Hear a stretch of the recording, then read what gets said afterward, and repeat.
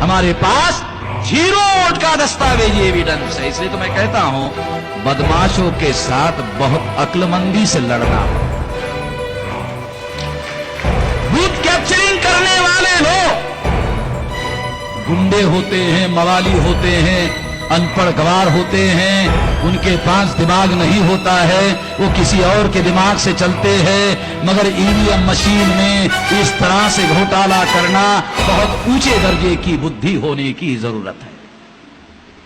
और जब घोटाला करने वाले के पास इतने ऊंचे दर्जे की बुद्धि है तो उसको पकड़ने वाले के पास उससे भी थोड़ी ज्यादा बुद्धि होनी जरूरी होती।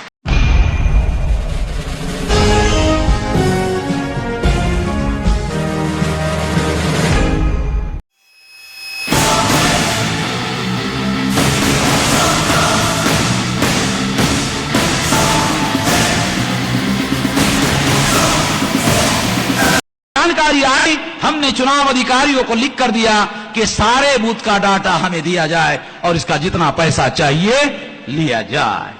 चुनाव अधिकारियों ने सारा बूथ का डाटा हमें दे दिया। जिस बूथ में जीरो वोट निकला उसका भी दस्तावेजी एविडेंस हमें दे दिया।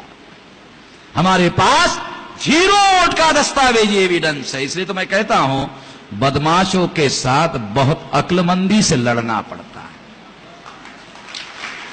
बूथ कैप्चरिंग करने वाले लोग गुंडे होते हैं, मवाली होते हैं, अनपढ़ गवार होते हैं, उनके पास दिमाग नहीं होता है, वो किसी और के दिमाग से चलते हैं।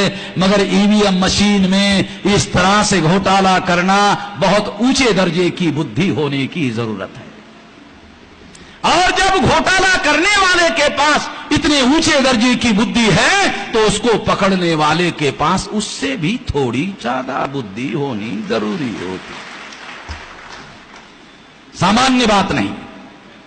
दूसरी बात, चंद्रपुर में दूसरा हमारा कैंडिडेट था, हमारा मित्र कैंडिडेट था, उसको हमने एप्लीकेशन करवाया।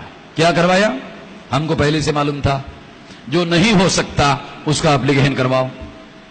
तो हमने एप्लीकेशन करवाया, रिकाउंटिंग किया जाए। अधिकारियों ने लिख कर दिया रिकाउंटिंग नहीं होगा।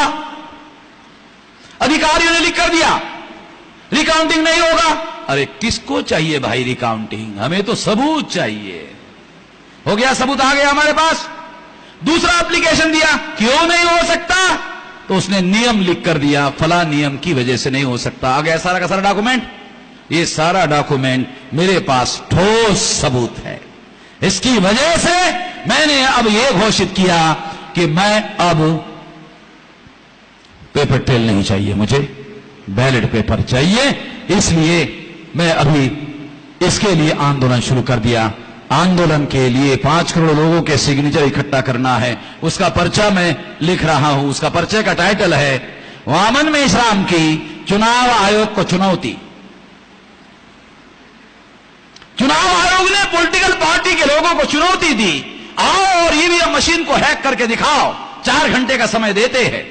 मैं लिख रहा हूं चुनाव आयोग को वामन मेश्राम की चुनौती। मैंने जो सवाल सुप्रीम कोर्ट में पूछे आपने जवाब नहीं दिए। मैं जनता की अदालत में जा रहा हूं, मेरे सवालों का जवाब दो। और मैं आपको 4 महीने का समय देता हूं। आपने 4 घंटे का समय दिया, मैं आपको 4 महीने का समय देता हूं। क्यों?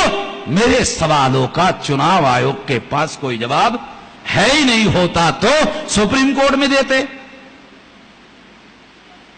ये पर्चा अब मैं लिख करके आउट कर रहा हूं। साथियों, मैंने जब ये योजना बनाई तो कुछ लोगों ने मुझे कहा कि 5 करोड़ वोटर्स लोगों के सिग्नेचर अगर आप दे देते हो तो देने के बाद अगर आपकी बात चुनाव आयोग ने, राष्ट्रपति ने नहीं मानी तो क्या करोगे? मैंने कहा उसको धन्यवाद का लेटर लिखूंगा चुनाव आयोग को कि अच्छा है तुम अड़ रहे हो। अगर तुम अड़ रहे हो तो 5 करोड़ लोग भी अड़ जाएंगे और अपना वोटर कार्ड आपको लौटा देंगे कि ये वोटर कार्ड तुमको तमाशा ही करना है, तुमको नौटंकी ही करना है, तुमको ईमानदारी से चुनाव करना नहीं है। तो ये वोटर कार्ड ले लो, इसकी पुंगली करो और जहां डालना है डालो।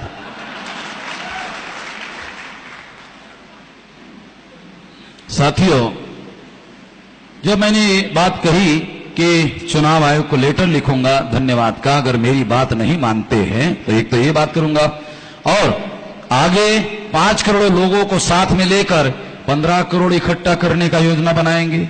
और जब 15 करोड़ लोग हमारे समर्थन में खड़े हो जाएंगे तो फिर चुनाव आयोग को हम मांगेंगे नहीं, चुनाव आयोग को ही बदल देंगे। अगर 15 करोड़ लोग हमारे समर्थन में खड़े हो जाते हैं तो फिर चुनाव आयोग को मांगने की क्या जरूरत है, चुनाव आयोग को ही बदल देंगे। ये लोकतंत्र में पॉसिबल है, जो पॉसिबल है वो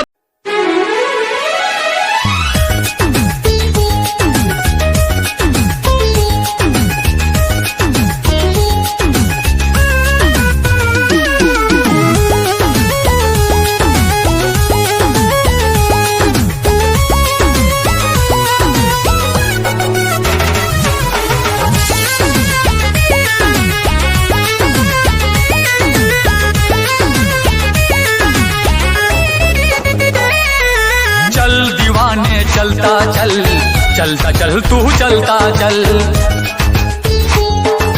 दुनिया के अन्याय से भीम दीवाने लड़ता चल, चल दीवाने चलता चल, चलता चल तू चलता चल, दुनिया के अन्याय से भीम दीवाने लड़ता चल। नागवंश का नायक है तू, द्रविड़ों का सरदार है, मौर्य वंश का है जुनून, तू भारत का रखवार है, तेरी भुजा में बसा हुआ है, तेरी भुजा में बसा हुआ है चंद्रगुप्त का बाहुबल। चल दीवाने चलता चल, चलता चल तू चलता चल, चल दीवाने चलता चल, चलता चल तू चलता चल, दुनिया के अन्याय से भीम दीवाने